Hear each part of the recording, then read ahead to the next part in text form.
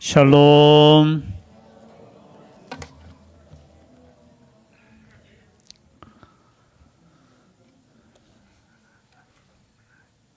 감사드립니다. 보통 조사하죠. 앙케이트 조사라고 합니까? 지금 살고 있는 사람과 혹시나 다시 태어나서 결혼하겠습니까? 이런 질문을 던졌지요. 거기에 몇 번 여러분 아시겠지만 다시 태어나서 결혼할 수 있습니까? 없습니까? 없습니다. 그죠? 우리가 다시 태어날 수 없기 때문에, 그러나 혹시, 그죠? 다시 태어나서 결혼을 한다면은, 거기에 보니까 남자는 지금 살고 있는 사람과 부인과 결혼하겠다 고 대답한 사람이 42%. 그리고 거의 대부분 30%는 뭐냐? 지금 배우자와 나는 결혼하지 않겠다. 그리고 또 30%는 결혼하지 않겠다. 예. 그리고 이제 여자분입니다. 여자분은 지금 살고 있는 남자와 결혼 다시 하겠다. 그 퍼센테이지가 24%. 여인이 훨씬 지금 힘들게 살아가고 있는 것 같아요. 부인들이. 그리고 똑같아요. 30%는 다른 사람과 나는 결혼하고 싶다. 혹여나 또 30%는 난 결혼하고 싶지 않다. 다시 태어나면 난 결혼하지 않겠다. 그런데 거기에 보니까 50대 남자, 50대는 조금 다르더라고요. 50대가 조금 비균형적인데요. 남자는 지금 51%가 지금 살고 있는 부인과 살고 싶다. 몇 퍼센트요? 예, 51%. 점점 이제 부인에게 귀속이 되는 거예요. 그죠? 그리고 여자는 죄송합니다.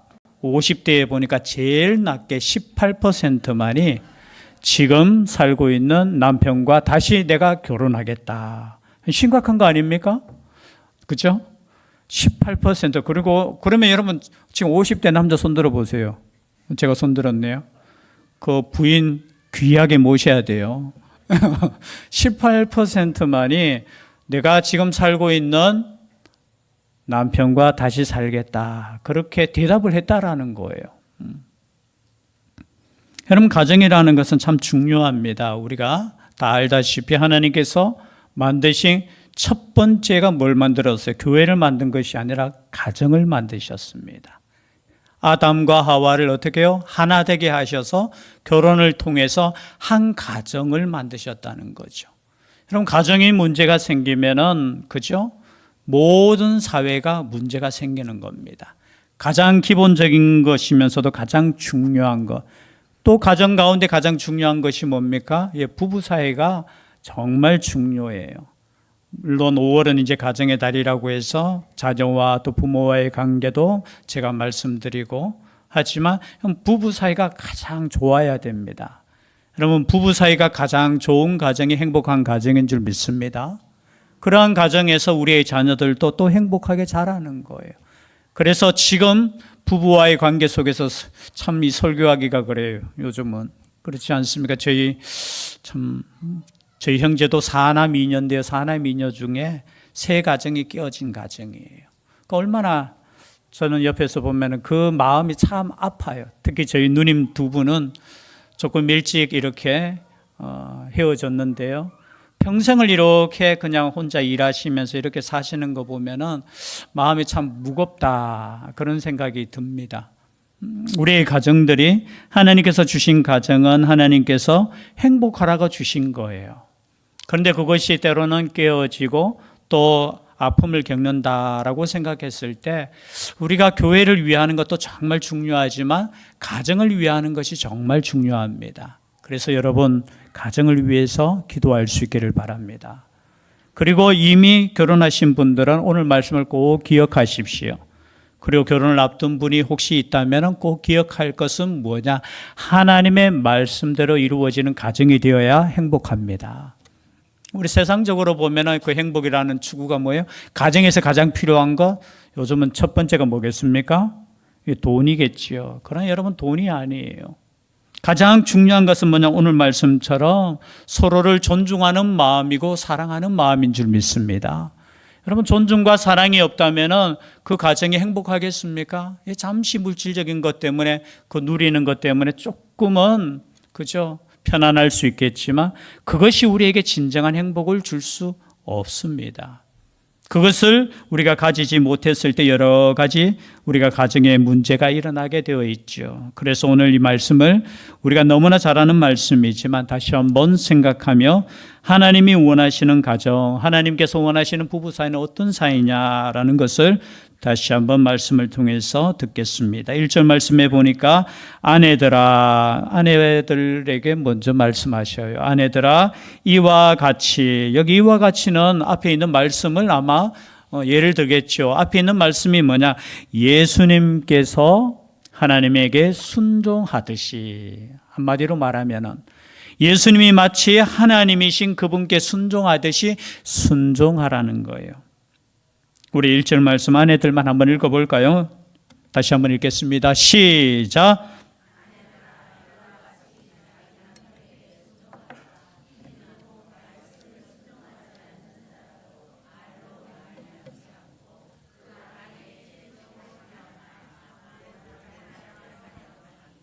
아멘. 이와 같이 자기 남편에게 순종하라. 여러분 골로새서 3장 18절 19절 말씀에도 똑같은 말씀이 나와 있어요. 아내들아, 남편에게 복종하라. 이는 주 안에서 마땅하니라. 주 안에서는 무슨 뜻이라고 했습니까? 주님을 믿는 사람이라며, 이런 뜻이에요. 주님을 믿는 사람, 예수님을 믿는 사람은 이것이 옳고 당연하다는 것입니다. 옳고 당연한 것이기에 어떻게 해요? 마땅한 일이기에 남편에게 복종하라는 거예요.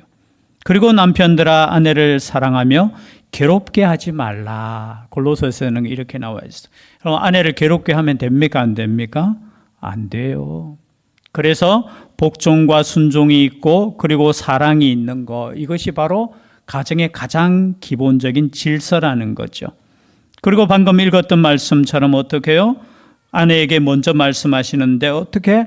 순종하라는 겁니다. 여러분, 남편에게 순종하십니까? 여러분, 순종하려면 뭐가 필요해요?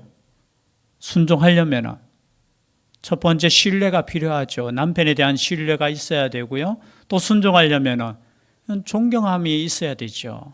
그렇기 때문에 내가 순종하는 것이고, 그죠? 그렇게 하는데 오늘 말씀에 보니까 혹 말씀을 순종하지 않는 자라도 라는 말씀을, 즉 말해서 말씀을 순종하지 않는 자는 뭡니까?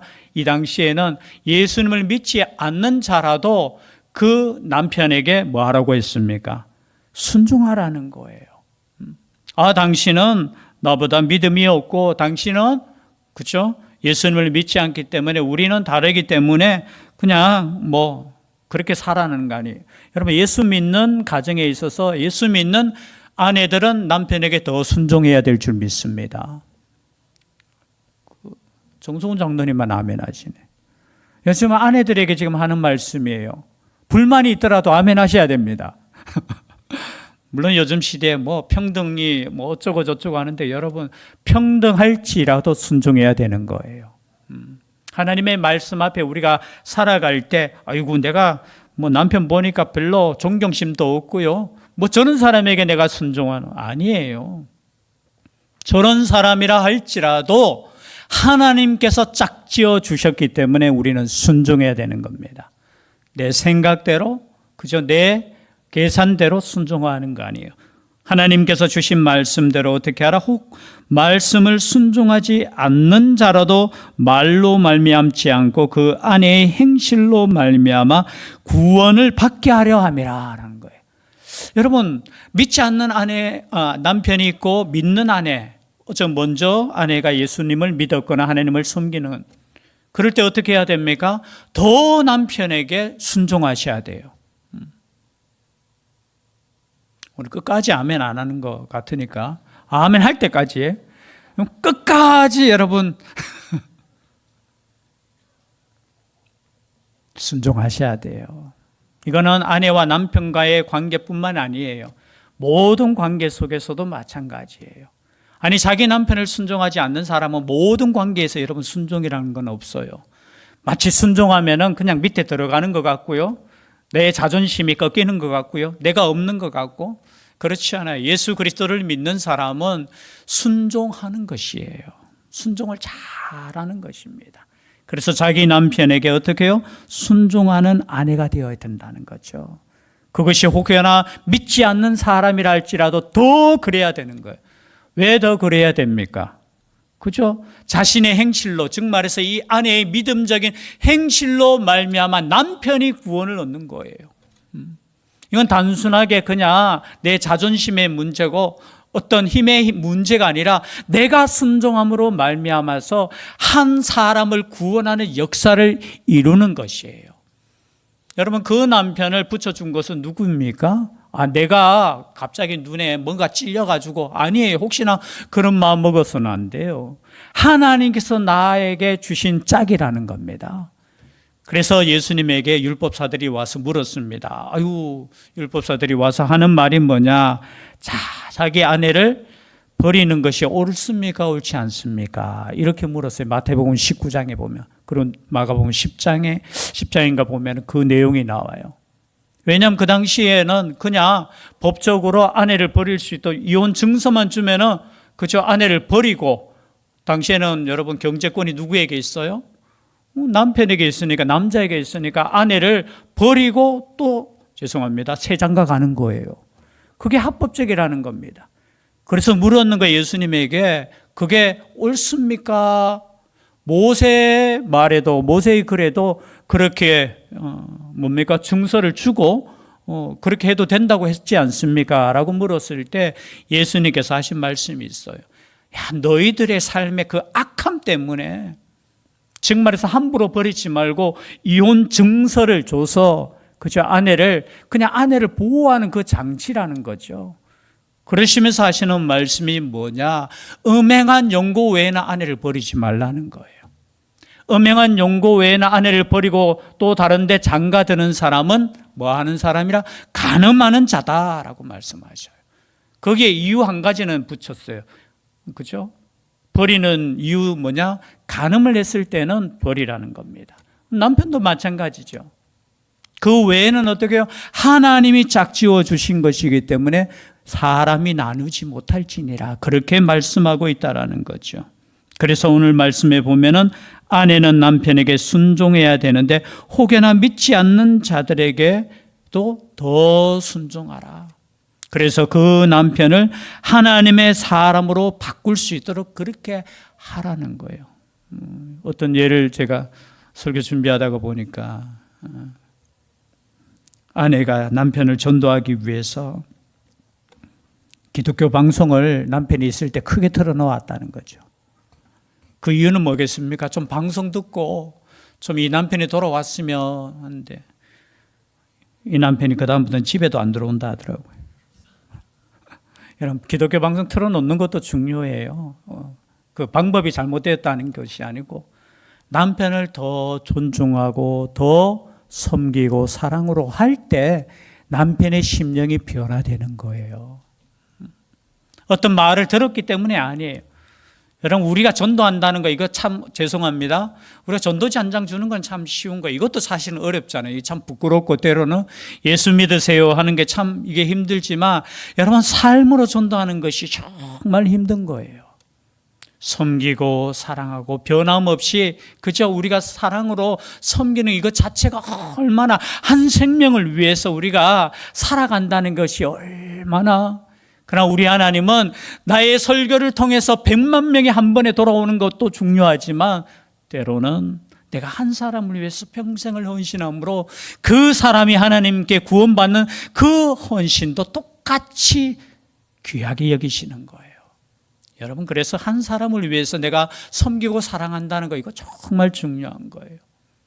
또 어떤 여인은 보니까 이 아내가 또 이 말씀을 듣고, 남편을 내가 잘 섬겨야지 하면서, 이 남편이 참 술 먹고 오면은 때로는 여러분 아시잖아요. 그죠? 술 먹고 오면 제정신이 아니잖아요. 저는 죄송합니다. 술을 안 술 먹고 오면은 참 좋은 분은 이렇게 막 선물도 막 사오고 이렇게 근데 술을 먹으면 또 이 감정이 그렇잖아요. 그죠? 그러니까 이 아내를 때로는 구타하고 힘들게 하는 거예요. 여러분, 아내로서 얼마나 힘들겠습니까? 그죠? 믿겠어요? 안 믿겠어요? 그래도 사랑해야 되죠. 얼마나 믿겠어요? 그 미움은 어쩔 수 없어요. 이게 참. 근데 말씀을 듣고 목사님 말씀에 또 순종하기 위해서 술 먹고 오는 이 남편을 위해서 잔소리하지 않고 해장국 끓여놓고 참 더 이렇게 아이고 오셨어요. 오늘 또 약주하셨네요. 무슨 약입니까 그게? 그래도 이렇게 잘해주니까 오히려 남편이 이 여자가 이거 좀 이상한데? 오히려 의처증이 생기는 거예요. 그래서 회사에 출근하다가, 이게 실제적인 사건이 출근하다가 갑자기 들어와서 문을 벌컥 열고 들어와서 신발로 아내를 구타하고, 맨정신인데도.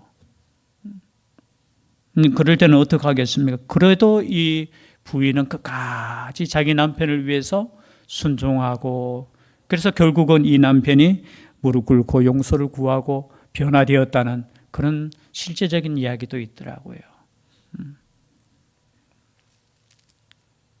저 같으면 그렇지 못할 것 같아요. 그렇죠? 잘 때 뺨이라도 한 대 때리고. 그만큼 순종하는 것이 사실은 힘들어요. 힘들어. 그러나 한 영혼을 위해서 우리가 순종하고 섬기는 거 정말 중요한 거예요.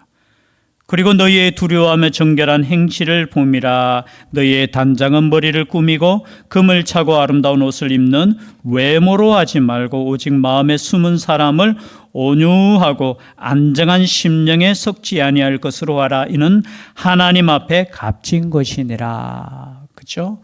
우리가 뭐 단장하는 것은 뭐 중요하잖아요. 여기서 단장이라는 것 자체가 코스모스라는 질서라는 우주라는 단어죠. 영어 우리 중학생 정도면 아시죠? 요즘 초등학교도. 근데 이 단장이라는 단어가 이 코스모스인데 이 코스모스에서 코스메틱이라는 단어가 화장품이라는 그죠? 그 단어가 나왔는 거예요. 그런데 우리가 단장할 때 여인들이 단장을 참 하잖아요. 그죠? 저도 이제 집에서 나간다면 10분 만에 끝나요. 10분 만에 샤워하고 그죠? 털털털 옷 입고 나와요. 근데 집에 있는 이 여인들은 우리 집에도 두 여인이 있잖아요. 오래 걸려요. 제 생각 한 20분, 30분 걸리는 것 같아요. 물론 이런 기본적인 단장은 중요합니다. 혹여나 여러분 여기 또 이 말씀 읽고 은혜 받아가지고 다음 주부터 뭐 산발이 되어가지고 막 내 마음은 단정하다 하면서 그런 말씀이 아니고 여기에 그죠? 외모에 관심이 많잖아요. 남자도 사실 관심이 많지만 너무 외모에 그 치장하는데 거기에 단장하지 말고. 여러분 그래서 이 단장이라는 단어 뜻은 질서라고 했잖아요. 그죠? 그 화장할 때 질서만 잘 갖추면 돼요. 균형만 잘 잡히게만 하면 됩니다. 거기에 너무 그죠? 과거에 아마 이 당시에는 머리를 꾸밀 때 그 어디 거기에 보니까 연구해 보니까 뭐 크리스마스 트리처럼 머리가 높을수록 이뻐 보이는 것 같아요. 그래서 그걸 막 단장하고 치장하고 그리고 온몸에 될 수 있는 금 있는 금은 다 이렇게 오늘날 금값이 비싸가지고 여러분 큰일 나요. 그러면은 뺏깁니다. 그죠? 아름다운 옷을 입는 외모로 하지 말고 오직 마음에 숨은 사람을 온유하고 안정한 심령. 여러분 온유하다는 거, 온유하다는 거. 이 온유하다는 이 단어를 보면은 그런 뜻이 있더라고요. 마치 어디입니까? 들에서 길들여지지 않는 말을 잡아서 집에서 이제 막 이렇게 잘 훈련시켜서 말 잘 듣는 말을 가리켜서 이제 온유라는 단어를 쓰더라고요. 즉 말해서 막 야생마가 막 설치다가 이제 훈련을 잘 받아서 어떻게 해요? 그 훈련을 잘 시킨 사람의 주인의 말을 잘 듣는 상태가 온유하다는 거예요. 여러분 그런 온유한 아내가 될 수 있기를 바랍니다. 그 매섭고 무서운 아내 말고요. 그래서 성경에 보면 잠언 성경에 우리 요즘 잠언 성경을 우리가 새벽에 말씀을 우리가 함께 살펴보는데요. 이렇게 말씀하고 있는 부분도 있더라고요. 잠언 21장 9절에 보니까 다투는 여인과 함께 큰 집에 사는 것보다 움막에서 사는 것이 나으니라. 여러분 다투는 여인, 여기서 다투다는 뜻은 뭐냐? 공격하다, 그리고 따지다, 그죠? 말싸움하다. 이 움막이라는 것은 원어에 보니까 지붕 꼭대기 옥상. 그냥 옥상에서 혼자 사는 것이 낫다는 거예요. 또 더한 말씀도 있더라고요. 21장 19절에는 잠언입니다. 다투며 성내는 여인과 함께 사는 것보다 광야에서 사는 것이 나으니라. 그러면 이런 여인과 함께 사는 거 정말 힘들죠. 여러분 지금까지 혹여나 한 분도 안 계시겠지만 우리 아내와 우리 남편과 함께 살면서 한 번도 안 싸워보신 분, 제가 상을 드리겠습니다. 양심은 다 있네. 큰 소리도 한 번 안 내보신 분, 싸우긴 싸우는데 조용한 큰 소리는 안 내신 분. 아니, 신승열 집사님. 큰 소리 안 내시죠? 예. 그럼 손을 왜 안 드십니까? 박수 쳐줘야 됩니다. 저는 큰 소리 한 번 낸 적이 있어요. 명절 때 낚시노러 가고 싶어서 가족들과 가자 했다가 막 얼마나 인상을 쓰든지, 그래서 한 번 딱 제가 20몇 년 동안 살면서 제가 차문을 콱 닫으면서 다시는 내가 같이 안 간다면서 제가 큰 소리 쳤어요. 그 소리가 큰 소리예요. 여러분 큰 소리 치면 안 돼요. 남자든 여자든 마찬가지예요. 여러분 싸우면 절대 안 돼요. 다투면 안 돼요. 다투면. 그런데 여기 다투는 여인과 했을 때 아마 이 말싸움을 자꾸 걸고 큰 소리 내는 아내들 때문에 이 남자가 힘든 것을 이렇게 표현하는 것 같아요. 힘든 것을. 그래서 온유하고 안정한 심령. 안정한 심령은 뭡니까? 변하지 않는 믿음의 마음을 말하는 거예요. 남편이 어떠한 행동을 하시더라도 여러분 안정한 마음을 갖고 있을 수 있기를 바랍니다. 주님을 바라보시면서 흔들리지 않는 마음을 갖고 있어야 된다는 거죠. 뭐 외모적인 것도 우리가 오늘날 그죠, 외적인 것을 참 중요하게 그러나 여러분 외적인 것보다 더 중요한 게 마음이잖아요. 마음. 그래서 오직 마음에 숨은 사람을 온유하고 안정한 심령에 썩지 아니할 것으로 하라. 이는 하나님 앞에 값진 것이다. 이것은 뭐 하나님께서 보시고 계시고 하나님 앞에 값진 것이라는 것이죠. 여러분 그래서 교회에 헌신하는 것도 정말 중요한데요. 그것보다 더 중요한 것은 자기 남편을 위해서 헌신할 수 있기를 바랍니다. 기독교는 절대, 여러분 신앙적인 사람들은 절대 야 나는 교회를 위해 하면서 남편을 그저 가볍게 여기고 자기 부모를 가볍게 여기는 거 아니에요. 지난주에도 제가 말씀드렸지만 신앙과 같이 자기 부모를 섬기는 것이에요. 그리고 신앙과 같이 자기 남편을 존경하고 경외하고 순종하는 것이에요. 왜냐하면 전에 하나님께 소망을 두었던 거룩한 부녀들도 이와 같이 자기 남편에게 순종함으로 자기를 단장하였나니 사라가 아브라함을 주라 칭하여 순종한 것 같이 너희는 선을 행하고 아무 두려운 일에도 놀라지 아니하면 그의 딸이 된 것이니라. 창세기 18장 12절에 보면 천사가 나타나서 이렇게 말합니다. 야 내년에 너 아들 낳을 것이야. 그때 아브라함의 나이가 99세예요. 사라의 나이가 89세, 10살 차이니까. 그때 사라가 하는 말이 아이고 그러면서 웃으면서 내 나이가 지금 몇 살인데 하면서 자기 남편 아브라함을 어떻게 표현하냐, 주라는 단어를 써요. 주. 여러분 남편에게 어떻게 부르십니까? 주님이라고 불렀다라는 거예요. 당신은 나의 주인입니다 라는 거예요. 그럼 자기 남편을 부를 때 어떻게 부르셔야 된다고요?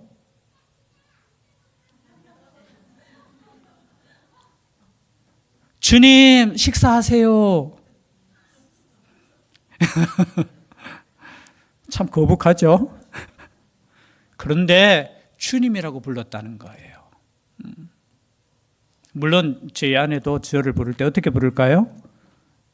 그냥 직분을 불러요. 전도사 때는 전도사님, 강도사 때는 강도사님, 목사이니까 요즘 목사님 이렇게 불러요. 한 번은 제가 저한테 이런 이야기, 오빠라고 한번 불러보면 안 되겠느냐고. 그래서 정신없는 소리 하지 말라고. 네. 여러분 부르는 호칭조차도 존중하면서 부르셔야 된다는 거죠. 그런데 남편들은 또 어떻게 해야 됩니까? 남편들아 이와 같이 무엇을 따라? 지식을 따라 너희 아내와 동거하고 그를 더 연약한 그릇이요 또 생명의 은혜를 함께 이어받을 자로 하라. 귀히 여기라. 이는 너희 기도가 막히지 아니하게 하려 함이라. 남편에게는 짧아요. 그래서 조금 불만이 있을 겁니다. 그런데 보십시오. 내용은 어떤 내용이냐? 지식을 따라 너희 아내와 함께 살아라는 거예요. 함께 산다는 것은 단순하게 그냥 산다는 의미가 아니겠죠. 그 아내를 사랑하고 함께 살아라는 거예요. 두 집 살림하면 안 된다는 거예요. 그 아내와 함께 살고 그 아내를 책임지라는 거예요. 그리고 그 아내를 연약한 그릇이요 생명의 은혜를 함께 이어받을 자로 하라. 귀히 여기라는 거예요. 여러분, 남편들에게 말씀드리겠습니다. 자기의 아내를 귀히 여길 수 있기를 바랍니다. 함부로 대하지 마세요. 마치 주님께서 교회를 사랑하신 것 같이 에베소서에는 똑같은 말씀인데요. 사랑해야 되는데 어느 정도로 사랑해야 되느냐? 예수님께서 교회를 위해서 자기 몸을 들여 사랑했듯이 사랑하셔야 됩니다. 여러분, 생명을 다해서 자신의 아내를 사랑할 수 있기를 바랍니다. 생명을 다하셔야 돼요. 아내를 무시해서도 안 돼요. 아내를 귀히 여기라. 여러분, 귀하게 여기시는 줄 믿습니다. 더 귀하게 여기십시오. 더 귀하게. 함부로 말하지 마세요. 그리고 쉽게 말하지 마세요. 정말 존중하셔야죠. 정말 존중하셔야죠. 왜냐하면 오늘 이 말씀대로 연약한 그릇이고 생명의 은혜를 함께 이어받을 자로 동등한 관계예요. 영적으로 보면 동등한 관계로 함께 구원받을 자로 알아 귀히 여기라는 거예요. 여러분, 이 관계는 뭐 부부 사이만이 아니죠. 성도들 사이에도 마찬가지예요. 여러분, 함부로 성도들을 함부로 대하시면 안 돼요. 가끔 가다가 저희 목사님들끼리도 막 이야기하다 보면은 실수할 때 있잖아요. 보면은 죄송합니다. 보면은 그런 사람이 무슨 집 사고 하면서 뭐 이야기하다 보면은 믿음을 조금 얕잡아 보고 우리 목회자들도 가끔 이야기하다 보면 안타까워서 그런 말을 할 때도 있지만 그렇게 이야기할 때 있어요. 그러면 제가 이야기해요. 함부로 그렇게 이야기하지 말라고. 그분들이 더 우리보다 믿음이 있는 분들이라고. 우리는 그래도 목사라는 그것을 가지고 있기 때문에 우리가 참 이렇게 믿음 있는 것처럼 하지만 그분들은 그런 직분에도 불구하고 교회에 헌신하고 얼마나 우리 같은 부족한 사람을 섬기고 정신 차리라고 제가 친구들끼리 있을 때는 그냥 그렇게 이야기합니다. 여러분, 서로 존중하는 거예요. 그리고 서로를 위해서 사랑하는 거. 이것은 가정에서 시작되어서 교회로 이어져서 어디까지요? 이 사회, 이 나라의 민족까지 이어지는 거예요. 그런데 요즘은 제가 볼 땐 거꾸로 되는 것 같아요. 서로 존중하지 않고요. 서로 사랑하지 않고요. 서로 탓하고. 이것은 어디서부터 시작돼요? 여러분, 교회에서부터 다시 시작해야 될 숙제라는 거예요. 여러분, 서로 존중할 수 있기를 바랍니다. 서로 사랑할 수 있기를 바라요. 그래서 하나님께서 원하시는 복된 가정이 회복되어 하나님께서 원하시는 이 가정이 하나님의 나라가 될 수 있기를 주의 이름으로 축복합니다. 기도드리겠습니다. 사랑의 하나님, 너무나 잘 아는 말씀을 다시 한번 하나님의 음성으로 들었습니다. 우리의 가정에 순종과 사랑과 존중이 있게 하여 주시고 서로 귀히 여길 수 있는 마음 허락하여 주시옵소서. 우리의 입술에서부터 또 우리의 작은 행동에서부터 서로 존중하는 마음을 허락하여 주시옵소서. 함께하여 주실 줄 믿사옵고 예수님 이름으로 기도드리옵나이다. 아멘. 말씀의 위탁을 드리겠습니다. 천국의 시민권을 선물로 얻으신 성도 여러분, 오늘 들은 말씀을 나가서 전파하며 복음의 증인되어 사십시오. 아멘. 이제부터 성도로서 말씀에 순종하는 삶을 살도록 힘쓰겠으며 나가서 복음 전하며 성도답게 살겠습니다. 아멘. 찬송가